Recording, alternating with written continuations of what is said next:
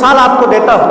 ایک انسان کسی عطر کی دکان پر جائے، کسی عطر کی دکان پر جائے. جب انسان عطر کی دکان پر جاتا ہے تو عطر والوں کا یہ اصول ہے کہ وہ انسان کے ہاتھوں پر لگا کر اسے چیک کراتے ہیں کہ دیکھ بھائی خوشبو آ رہی ہے کہ نہیں آ رہی، آ رہی ہے یا نہیں آ رہی ہے. یا اگر انسان نہ بھی لگائے تو جتنی دیر اس عطر کی دکان میں بیٹھے گا اتنی دیر وہ خوشبو سے لطف انداز ہوتا رہے گا، اس کو خوشبو ملتی رہے گی. اور بعض خوشبو ایسی ہوتی ہے کہ جناب والا آپ دکان سے باہر بھی آ جائیں گے تو اس کے بعد بھی آپ مہکتے ہوئے نظر آئیں گے، آپ مہکتے ہوئے نظر آئیں گے. اور ایک مثال لے لی جائے کہ آپ کسی کھدان کے اندر جائیں، آپ کسی کھدان کے اندر جائیں، مثال کے طور پر آپ کوئلے کی کان کے اندر جائیں تو آپ وہاں جائیں گے تو جناب والا آپ اگر وہاں پہ کسی چیز کو چھوئیں گے بھی نہیں نا، اور بغیر چھوئے بغیر کام کیے بھی آپ اس کھدان سے باہر آئیں گے تو آپ کے جسم کے اوپر کالوش لگی ہوئی نظر آئے گی، آپ کے جسم کے اوپر وہ اثرات نظر آئیں گے جو اثرات اس کان کے اندر تھے. تو پتہ کیا چلتا ہے، صحبت جب نیکوں کی ہو تو خوشبو آنے لگتی ہے. جب نیکوں کی صحبت ہم اختیار کرتے ہیں تو خوشبویں آنے لگتی ہے، اور جب ہم بدوں کی صحبتیں اختیار کرتے ہیں تو ہمارے اندر سے وہ بدبختی نظر آنے لگ جاتی ہے.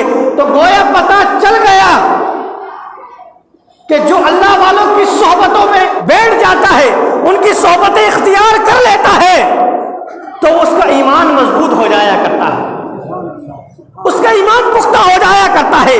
اب اگر کوئی بدعقیدہ اس کو آ کے بہکانے کی کوشش بھی کرتا ہے تو وہ اچھوں کی صحبت اس نے لے لی ہے، اس نے اچھوں کا دامن پکڑ لیا ہے، اب اسے کوئی آسانی سے گمراہ نہیں کر سکتا ہے.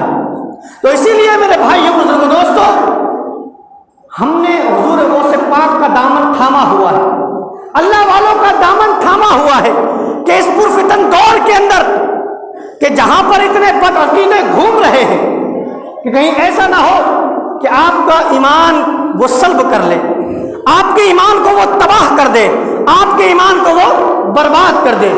اور سب سے بڑی والی بات یہ ہے کہ اللہ والے بن کیسے جاتے ہیں؟ کیا ایسے ہی بن جاتے ہیں؟ ان کو جو اتنا مقام و مرتبہ ملتا ہے کیا ایسے ہی مل جاتا ہے؟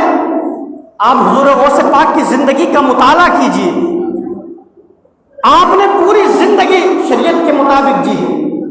مرتبہ کا واقعہ ہے کہ حضور غوث پاک وضو فرما رہے تھے غالباً یا بیٹھے ہوئے تھے تو ایک بادل کا ٹکڑا آیا اور کہنے لگا اے عبد القادر جیلانی میں تمہارا خدا ہوں. کیا کہا؟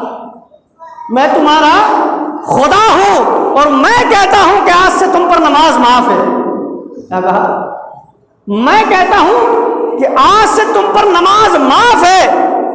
تو حضور غوث پاک سوچنے لگے کہ بڑے تعجب والی بات ہے، میرے دادا جان کرب و بلا کے میدان میں تھے کہ جہاں پر کے گھر والوں کے لاشیں بکھر رہے تھے، چھوٹے چھوٹے بچوں کو شہید کیا جا رہا تھا، وہاں پر بھی اللہ نے یہ نہیں فرمایا حسین نماز نہ پڑھو.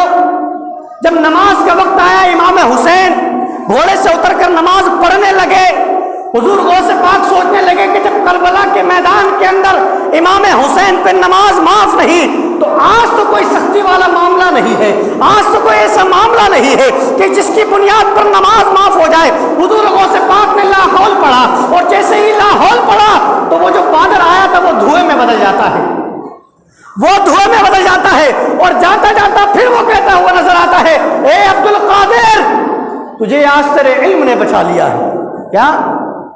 تجھے تیرے علم نے بچا لیا. حضور غوث پاک نے کہا ارے او ظالم، اگر انسان کو علم ہی بچاتا تو تیرے پاس تو کوئی کم علم نہیں تھا، تیرے پاس تو کوئی کم علم نہیں تھا، تو فرشتوں کا بھی استاد تھا، مگر تو بھی گمراہ ہو گیا. تو پتہ کیا چلتا ہے کہ صرف علم کی بنیاد پر ہی انسان بچ نہیں سکتا ہے، بچنا ہے تو سچوں کے ساتھ ہو جاؤ. اب حضور غوث پاک اگر ہمیں اور آپ کو کوئی ایسا آفر دے تو ہم تو اچھل جائیں، ہم تو اچھل جائیں، مست ہو جائیں کہ واہ واہ واہ خدا نے ہمارے اوپر احسان کر دیا، ہمارے اوپر نماز معاف